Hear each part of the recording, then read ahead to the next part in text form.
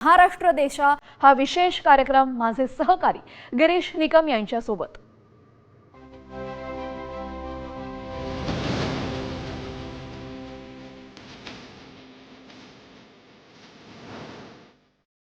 नमस्कार, महाराष्ट्र देशा या विशेष कार्यक्रमात आपल्या सर्वांचं स्वागत। या आठवड्यात राज्य सरकारने घेतलेल्या महत्त्वाच्या निर्णयांचा आढावा घेऊया।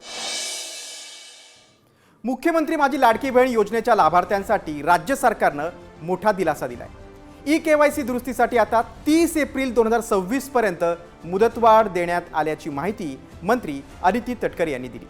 अवकाळी पाऊस आणि तांत्रिक अडचणींमुळे महिलांची गैरसोय टाळण्यासाठी हा निर्णय घेण्यात आलाय। पात्र महिलांनी या अतिरिक्त कालावधीत आपली प्रक्रिया पूर्ण करण्याचं आवाहन राज्य शासनाने केलंय।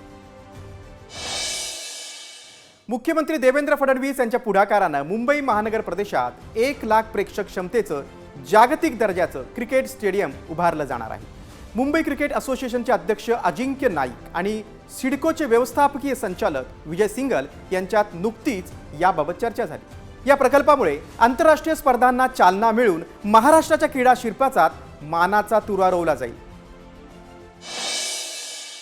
माओवाद विरोधातील लढ्यामध्ये निर्णायक यश मिळवणाऱ्या C60 जवानांसाठी मुख्यमंत्री देवेंद्र फडणवीस यांनी विशेष C60 पदक जाहीर केले।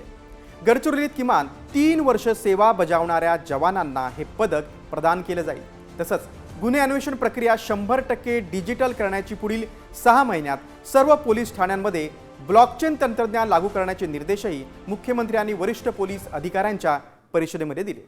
महाराष्ट्रामध्ये माओवाद हा जवळपास संपुष्टात आणला आणि जवळपास आमच्या 244 पोलिसांनी हा माओवाद संपवण्याकरता शहीदी दिली। पण आज एक प्रकारे महाराष्ट्र माओवादापासून मुक्त करण्याचं काम केल्याबद्दल पोलिसांचं मी अभिनंदन देखील केलं आणि